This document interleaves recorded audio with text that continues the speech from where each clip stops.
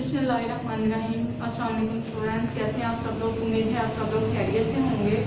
आज हम अपना लेक्चर नंबर 20 स्टार्ट करेंगे और आज का टॉपिक है हमारा cell as an open system. ठीक है, सेल जो है वो ओपन सिस्टम के तौर पे एक्ट करता है। किस तरह से देखें, ओपन सिस्टम कौन सा सिस्टम होता है? ऐसा सिस्टम जिसके अंदर कुछ मतलब चीजें इनसाइड भी मूव कर रही हों और आउटसाइड भी मूव कर रही हों। ओपन सिस्टम वही होता है ना, इनसाइड भी मूव कर रही हो कोई चीज और आउटसाइड भी। तो सेल भी जो है वो ऐसे एक्ट कर रहा होता है जैसे एक ओपन सिस्टम है।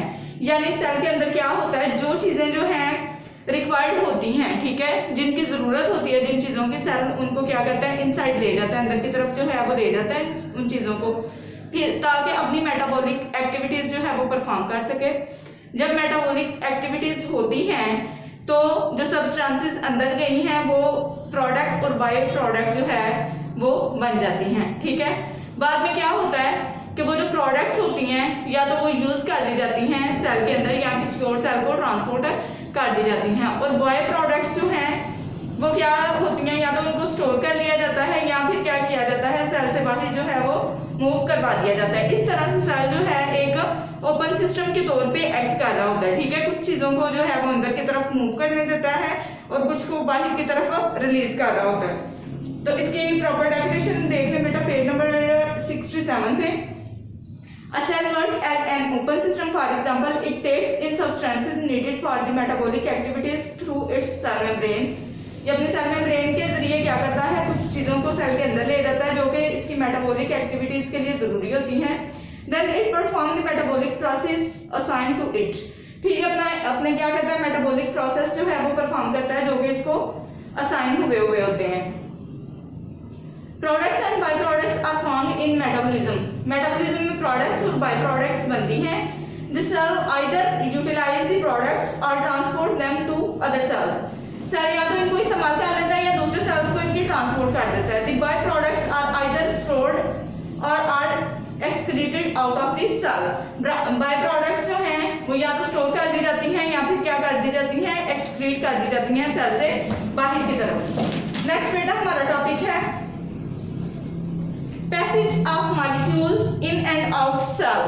ठीक है, passage of molecules in and out cell. इसमें बेटा देखें पेज नंबर 69 है आपका, जहां पे सेमी परमिएबल लिखा हुआ है, बोल्ड हुआ है ये वाला वर्ड। यहां से जो है क्वेश्चन बनता है, अंडरलाइन कर लें, why cell membrane is act as semi permeable membrane. ठीक है, cell membrane semi permeable membrane के तौर पे क्यों एक्ट करती है? तो इसका आंसर है cell membrane act as barrier to most but not all molecules. That's why cell membrane are called semi permeable membrane. Cell membrane जो है ये बैरियर के तौर पे काम करती है। बैरियर के तौर पे, मिसाल के तौर पे क्या करती है, सब मॉलिक्यूल्स के लिए बैरियर के तौर पे नहीं काम करती, कुछ मॉलिक्यूल्स के लिए। बैरियर कहते हैं बेटा रुकावट को। ठीक है, कुछ मॉलिक्यूल्स के आगे रुकावट पैदा कर देती है, वो जो है वो मूव आउट नहीं हो सकते इससे बाहर जाए से अंदर की तरफ। ठीक है, तो इसलिए जो है सेल मेम्ब्रेन को सेमी परमिएबल मेम्ब्रेन बोला जाता है। That's why cell membrane are called semi permeable membrane. तो ये आपके उस क्वेश्चन का आंसर होगा। नेक्स्ट है बेटा डिफ्यूजन। सो डिफ्यूजन,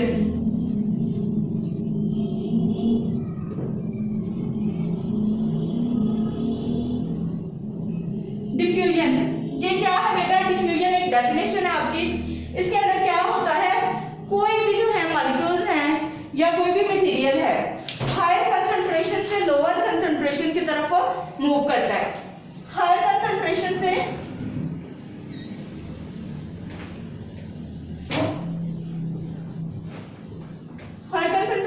लोअर कंसंट्रेशन की तरफ मूव करना। ठीक है, डिफ्यूजन एक ऐसा प्रोसेस है जिसमें कोई भी मॉलिक्यूल्स हैं या कोई मटेरियल है वो क्या करता है, हायर कंसंट्रेशन से लोअर कंसंट्रेशन की तरफ मूव करता है। तो ये डेफिनेशन है इसकी फिल्ट्रेशन डिफ्यूजन की, एक दफा देखते हैं। Diffusion is the movement of molecule from an area of higher concentration to the area of lower concentration, for example along concentration gradient. ठीक है, तो डिफ्यूजन क्या है, मॉलिक्यूल्स की मूवमेंट है ऐसे एरिया से जहां हायर कंसंट्रेशन का क्या मतलब है, यानी यहाँ पे जो है अगर आप सोल्यूट की बात करें तो सोल्यूट जो है वो ज्यादा मिकदार मात्रा में पाया जाता है, कंसंट्रेटेड है, ठीक है। तो हायर कंसंट्रेशन से लोअर कंसंट्रेशन की तरफ मूव करना, इसको बोलते हैं डिफ्यूजन। उसके बाद इसी पेज के ऊपर लास्ट वाला जो पैराग्राफ है वहां पे है पैसिव ट्रांसपोर्ट की एक डेफिनेशन, उसको अंडरलाइन कर लें। Because a cell does not expend energy when molecules diffuse across its membrane, the diffusion is type of passive transport. तो पैसिव ट्रांसपोर्ट ऐसी ट्रांसपोर्ट होती है बेटा जिसके अंदर क्या होता है, एनर्जी जो है वो यूज नहीं होती, ठीक है। डिफ्यूजन की ही अगर बात करें, हायर कंसंट्रेशन से लोअर कंसंट्रेशन की तरफ जब मूव करते हैं तो इसके अंदर एनर्जी जो है वो यूज नहीं होती। तो इस तरह की जो ट्रांसपोर्ट होती है उसको हम बोलते हैं पैसिव ट्रांसपोर्ट। नेक्स्ट आपके पास डेफिनेशन है फैसिलिटेटेड डिफ्यूजन। फैसिलिटेटेड डिफ्यूजन में क्या होता है, अभी आपने सिंपल डिफ्यूजन में पढ़ा कि कोई भी मॉलिक्यूल जो है वो हाई कंसंट्रेशन से लोअर कंसंट्रेशन की तरफ मूव करते हैं। अब कुछ बेटा मॉलिक्यूल्स ऐसे होते हैं जो खुद से मूव नहीं कर सकते, क्यों? क्योंकि उनका साइज हो सकता है बड़ा हो, वो सेल मेम्ब्रेन के अक्रॉस जो है वो मूव ना कर सकते हो, या उनके ऊपर चार्जेस कुछ इस तरह के होते हैं, वो मूव नहीं कर सकते। तो एक प्रोटीन होती है,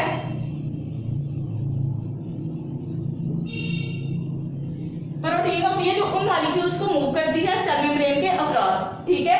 उस प्रोटीन के जरिए जो मूवमेंट होती है उसको हम बोलते हैं फैसिलिटेटेड डिफ्यूजन, ठीक है। फैसिलिटेटेड नाम ही शो कर रहा है कि प्रोटीन है, फैसिलिटेट करेगी मॉलिक्यूल्स को क्या करने के लिए कि वो मूव कर जाए अक्रॉस सेल मेम्ब्रेन। तो इसकी भी डेफिनेशन देख लें बेटा, यहाँ पे लिखी हुई है, when a transport protein moves a substances from high to lower concentration, the process is called facilitated diffusion। जब एक ट्रांसपोर्ट प्रोटीन क्या करती है, किसी सब्सटेंस को हाई कंसंट्रेशन से लोअर कंसंट्रेशन की तरफ मूव कर पाती है, तो इसको हम बोलते हैं फैसिलिटेटेड डिफ्यूजन। आपको फिर मैं बता दूं कि फैसिलिटेटेड जो है वो नेम ही इंडिकेट कर रहा है फैसिलिटेट करना, ठीक है। मॉलिक्यूल्स को क्या कर रही है ये प्रोटीन, फैसिलिटेट कर रही है ताकि ये मूव कर जाए सेल मेम्ब्रेन के across. The rate of facilitated diffusion is higher than simple diffusion। तो facilitated diffusion जो है इसका रेट जो है सिंपल डिफ्यूजन से ज्यादा होता है, क्योंकि प्रोटीन है तो ये फास्टली मूव कर पाएगी मॉलिक्यूल्स को। नेक्स्ट लाइन भी इसकी डेफिनेशन में ही आ जाएगी, facilitated diffusion is also a type of passive transport because there is no expenditure of energy in this process। facilitated diffusion जो है बेटा ये भी पैसिव ट्रांसपोर्ट की एक टाइप है, क्यों? क्योंकि इसके अंदर भी कोई भी एनर्जी एक्सपेंड नहीं होती, बल्कि प्रोटीन जो है वो मूव करवाने में हेल्प आउट करती है। नेक्स्ट है आपका पेज नंबर 70 पे osmosis.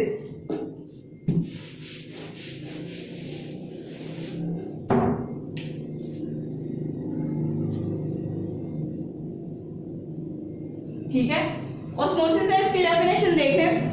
Osmosis is the movement of water across a semi-permeable membrane from a solution or lesser solute concentration to the solution of higher solute concentration। अब osmosis क्या है, ये देखिए फॉर एग्जांपल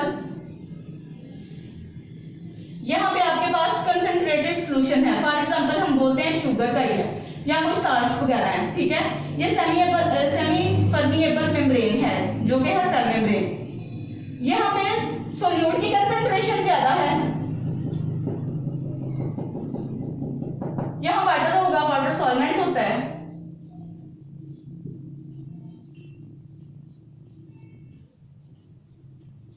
लेकिन water की concentration ज्यादा है यहाँ पे और सोल्यूट यहाँ पे शुगर है।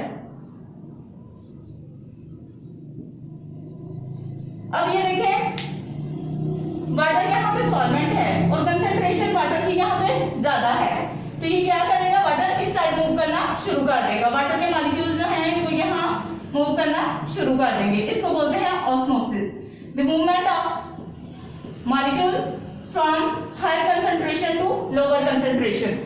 तो सॉल्वेंट जो है वो सोल्यूट की तरफ मूव करना शुरू कर देगा, क्योंकि ये देखें सोल्यूट की कंसंट्रेशन यहाँ कम थी, फॉर एग्जाम्पल ये सॉल्ट्स के मॉलिक्यूल्स थे, ठीक है, और ये क्या थे, वाटर के मॉलिक्यूल। तो वाटर के मॉलिक्यूल्स क्या करेंगे, इस सेमी परमिएबल मेम्ब्रेन के थ्रू जो है इस साइड पे मूव करना शुरू कर देंगे, इसको बोलते हैं ऑस्मोसिस। एक दफा फिर देखना बेटा इसकी definition, osmosis is the movement of water across a semi permeable membrane. Osmosis क्या है, वाटर की जो है वो मूवमेंट है कहाँ पे, सेमी परमिएबल मेम्ब्रेन के अक्रॉस। ये सेमी परमिएबल मेम्ब्रेन है जिसको हम सेल मेम्ब्रेन भी बोलते हैं। वाटर के मॉलिक्यूल्स देखें यहाँ से इस तरफ मूव कर जाएंगे, यहाँ कंसंट्रेशन ज्यादा थी, यहाँ कंसंट्रेशन कम थी, तो इस तरफ मूव करना इसको बोलते हैं ऑस्मोसिस, इस पूरे प्रोसेस को। अच्छा देखिए नेक्स्ट है, 3 कंडीशन है, हाइपोटोनिक, हाइपोटोनिक एंड आइसोटोनिक। अब ऑस्मोसिस का ये जो है पॉइंट को ध्यान में रखते हुए ये 3 डेफिनेशन हम इनको एक्सप्लेन करेंगे। हाइपोटोनिक,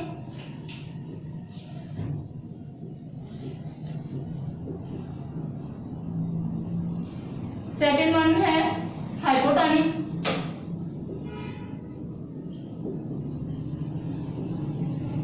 एंड थर्ड वन है आइसोटोनिक। हाइपोटोनिक में देखें क्या होता है, हाइपोटोनिक में जो है वो सोल्यूट की कंसंट्रेशन ज्यादा होती है, ठीक है, सोल्यूट की कंसंट्रेशन जिसमें ज्यादा हो उसको हम बोलते हैं हाइपोटोनिक। तो देखें जब हाइपोटोनिक कंडीशन होती है किसी भी सेल की तो इसके अंदर सोल्यूट की कंसंट्रेशन बहुत ज्यादा हो जाती है, वाटर की कंसंट्रेशन कम होती है, तो सेल जो है वो श्रिंक कर जाता है, ठीक है। ये जो कंडीशन है इसको हम बोलेंगे हाइपोटोनिक।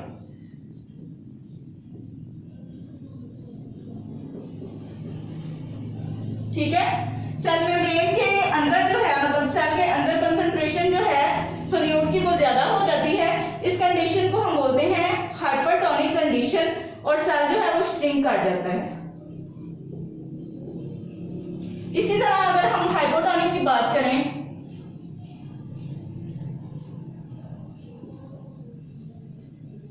हाइपोटोनिक में क्या होता है कि सोल्यूट की कंसंट्रेशन जो है वो लेस होती है,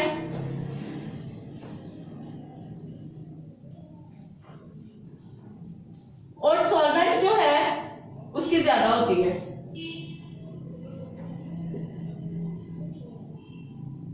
ठीक है, सोल्यूट की कंसंट्रेशन लेस होगी और सॉल्वेंट की कंसंट्रेशन ज्यादा होगी, तो सेल जो है वो टर्जिड कंडीशन में आ जाएगा, यानी सेल जो है वो इस तरह से एक्सपेंड कर जाएगा, टर्जिड कंडीशन में आ जाएगा, और समटाइम्स जो है वो सेल रप्चर भी कर जाता है। वो किस लिए? क्योंकि इसके अंदर जो सॉल्वेंट होता है वो क्या करता है, प्रेशर एक्सर्ट करता है सेल मेम्ब्रेन के ऊपर, तो समटाइम्स जो है वो सेल इस तरह से यहाँ से रप्चर भी हो जाता है। ठीक है, ये है हाइपोटोनिक कंडीशन। उसके बाद है आइसोटोनिक।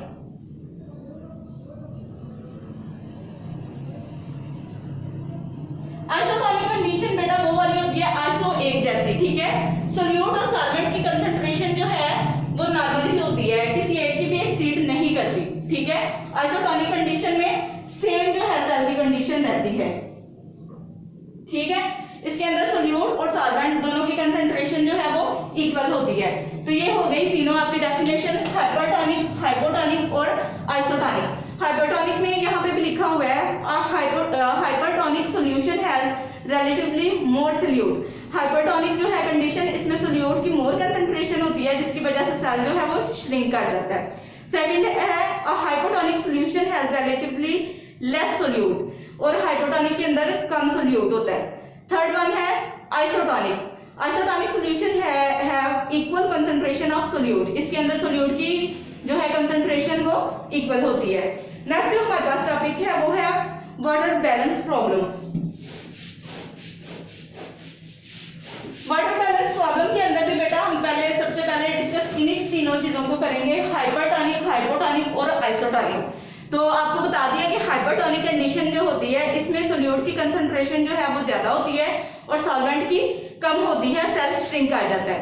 दूसरी आ गई इसके बाद हाइपोटोनिक। हाइपोटोनिक के अंदर क्या होता है, सोल्यूट की कंसंट्रेशन कम होती है, और आइसोटोनिक के अंदर सेम होती है। अब इस पेज पे, पेज नंबर 71 पे हम सिर्फ टर्गर की डेफिनेशन करेंगे और प्लाज्मोलाइसिस की। टर्गर क्या है बेटा, देखिए सेल के अंदर जब सॉल्वेंट की कंसंट्रेशन जो है वो ज्यादा हो जाती है, ठीक है, तो क्या होता है, एक आउटवर्ड जो है वो फोर्स लगती है। ये सेल है, सेल मेम्ब्रेन है, बाहर की तरफ एक फोर्स एक्सर्ट होती है। ठीक है, क्या करती है, वो जो सॉल्वेंट है इसके अंदर वो क्या करता है, बाहर की तरफ एक फोर्स लगाता है, ठीक है, जिसकी वजह से सेल टर्जिड हो जाता है। इसके अंदर मतलब कंसंट्रेशन ज्यादा होती है सॉल्वेंट की भी और सोल्यूट की भी। तो टर्गर प्रेशर की डेफिनेशन देखें, the outward pressure on the wall excreted by water is known as turgor pressure. ये देखिए अंदर की तरफ जो वाटर है उसकी वजह से जो प्रेशर बाहर की तरफ लग रहा है सेल मेम्ब्रेन के ऊपर, इसको बोलते हैं टर्गर प्रेशर। अंदर जो पानी है वो क्या करेगा, बाहर की तरफ एक फोर्स लगाएगा, इसको बोलते हैं हम टर्गर प्रेशर।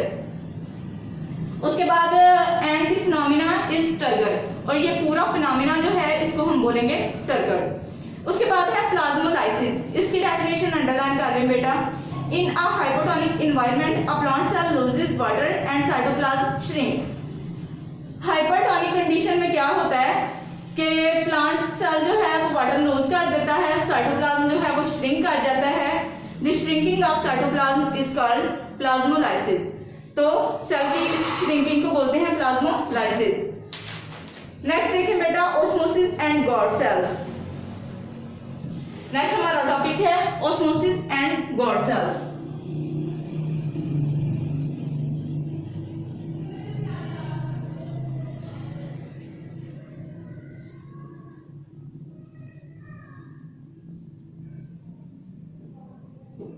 ठीक है, ऑस्मोसिस एंड गॉड सेल। इसमें होता क्या है, stomata in leaf epidermis are surrounded by guard cells. आपको पता है स्ट्रोमेटा जो होते हैं ये स्मॉल ओपनिंग होती है। अगर हम बात करें, ये देखें एपिडर्मिस है, इसके अंदर गॉड सेल्स होते हैं।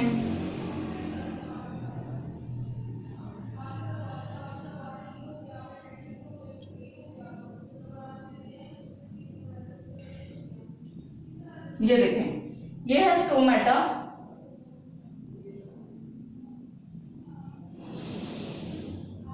और ये दोनों हैं गॉड सेल।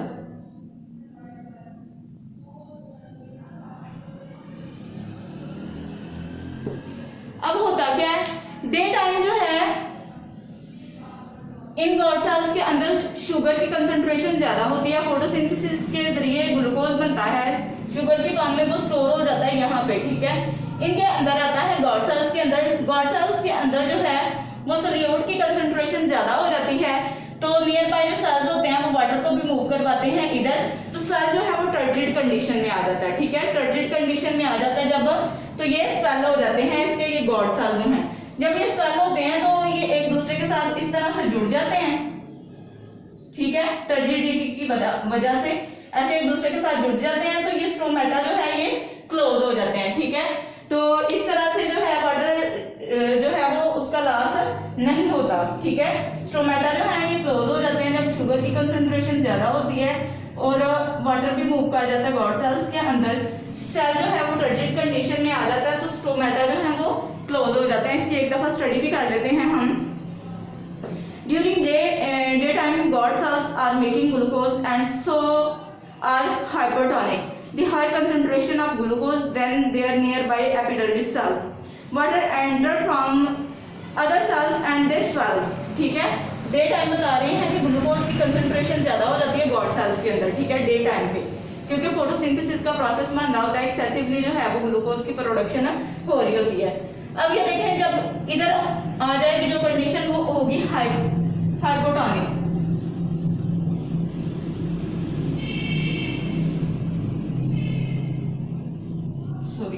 हाइपरटोनिक। हाइपरटोनिक जब होगी कंडीशन तो आपको पता है सोल्यूट की कंसंट्रेशन ज्यादा होगी, यानी ग्लूकोज की कंसंट्रेशन जो है वो यहाँ पे बढ़ जाएगी। और फिर क्या होगा, साथ वाले जो सेल्स होंगे वो क्या करेंगे, वाटर को भी मूव करवाएंगे इन गॉड सेल्स के अंदर। जब वाटर भी इसके अंदर आ जाएगा तो ये गॉड सेल जो है वो टर्जिड हो जाएंगे। Water enter from other sales and the swell. In this form, they assume a rigid ball shape and a pore is created between them. तो इनके दरमियान जो एक पोर बन जाएगा। At night, when there is low solute concentration in God cells, water leaves them and they become flaccid. In this form, both God cells and rest against one another and the opening is closed. अब ये देखें, एक दफा फिर से इसको discuss कर देते हैं। ये हम पे थोड़ी सी मिसकंसेप्शन हो गई थी बेटा। देखें, इस तरह से एपिडर्मिस है ये सेल दी,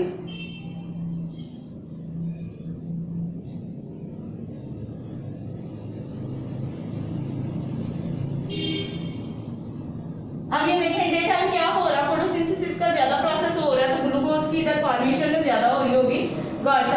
अंदर।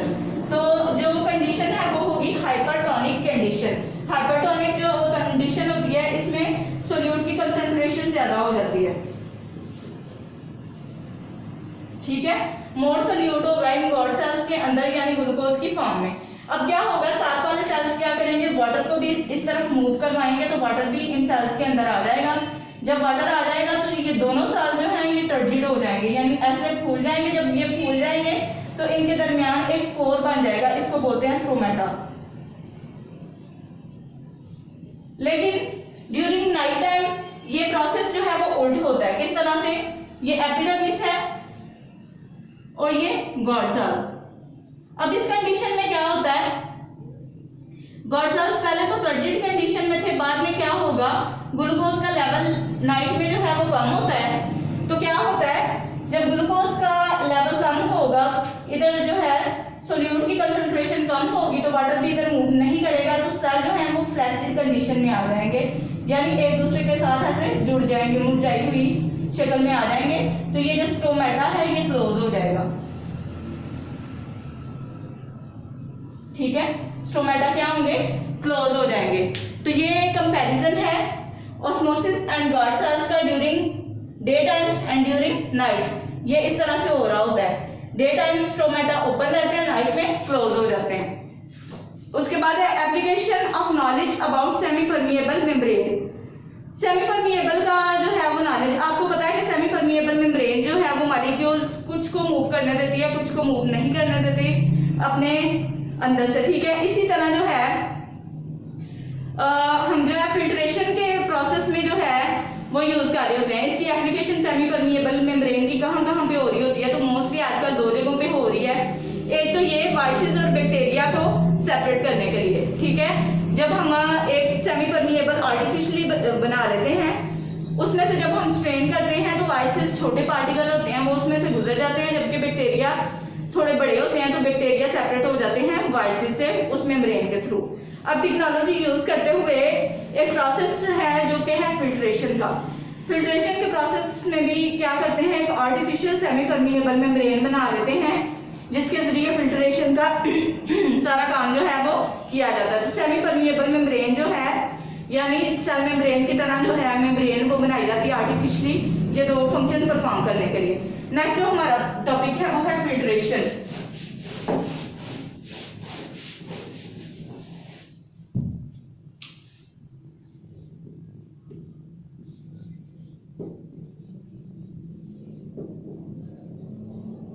फिल्ट्रेशन अमूमन क्या कॉन्सेप्ट है आपको पता ही है। फिल्ट्रेशन जो है वो एक ऐसा प्रोसेस होता है जिसके जरिए कुछ चीजों को सेपरेट किया जाता है। एक मेम्ब्रेन के थ्रू क्या किया जाता है, कुछ जो है वो पार्टिकल्स उनको सेपरेट कर लिया जाता है, ठीक है। फिल्ट्रेशन ऐसा प्रोसेस होता है जिसके जरिए जो है कुछ मटेरियल जो है वो सेमी परमिएबल मेम्ब्रेन के थ्रू जो है वो फिल्टर कर लिया जाता है, सेपरेट कर लिया जाता है। तो यहाँ फिल्ट्रेशन की डेफिनेशन देखें, filtration is a process by which small molecules are forced to move across semi-permeable membrane with the aid of hydrostatic pressure or blood pressure। अब ये देखें फिल्ट्रेशन एक ऐसा प्रोसेस है जिसके अंदर स्मॉल मॉलिक्यूल्स, लार्ज मॉलिक्यूल्स की नहीं बात हो रही, स्मॉल मॉलिक्यूल्स क्या करते हैं, वो फोर्स लगाते हैं सेमी परमिएबल मेम्ब्रेन के थ्रू के यूज किसको कर रहे होते हैं, हाइड्रोस्टेटिक फोर्स को या ब्लड प्रेशर को यूज करते हुए वो क्या करते हैं, स्मॉल मॉलिक्यूल्स को जो है वो फोर्स लगाते हैं कि वो सेमी परमिएबल मेम्ब्रेन के थ्रू अक्रॉस कर जाए, मतलब इससे बाहर की तरफ मूव कर जाए। ये देखें यहाँ हम जो है वो ब्लड वेजल्स की बात कर लेते हैं। स्मॉल जो है वो मॉलिक्यूल्स हैं यहाँ पे, ठीक है। अब ये क्या है, फोर्स लगती है बाहर की तरफ, ये या तो वाटर के जरिए फोर्स हो सकती है या फिर ब्लड के जरिए।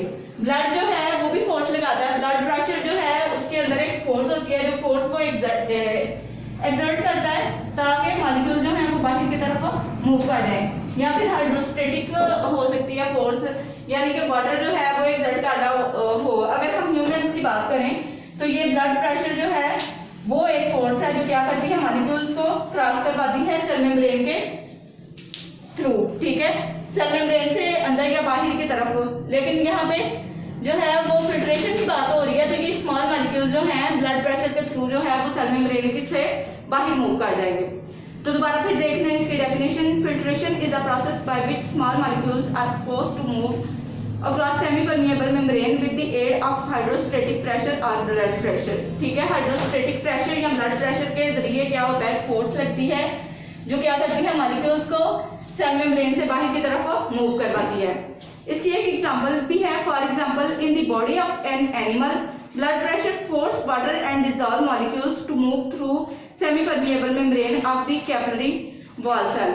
इसके अंदर क्या होता है, एनिमल्स की बात कर रहे हैं, ब्लड प्रेशर क्या करता है, ये फोर्स करता है वाटर को और डिसॉल्व मॉलिक्यूल्स को कि वो सेमी परमिएबल मेम्ब्रेन से बाहर की तरफ मूव कर जाए of the walls of capillary. ये कैपिलरी की वॉल्स हैं, इन वॉल्स के through. In filtration the pressure can not force large molecules such as protein to pass through the semi permeable pores. इसके अंदर क्या होता है, फिल्ट्रेशन के अंदर सिर्फ स्मॉल मॉलिक्यूल्स जो हैं वो मूव कर सकते हैं, प्रोटीन या लिपिड्स वगैरह के मॉलिक्यूल जो हैं उनके ऊपर ये फोर्स एक्सर्ट नहीं होती, वो मूव नहीं कर सकते। इसके साथ ही बेटा आज का हमारा जो है लेक्चर कंप्लीट होता है। अल्लाह हाफिज।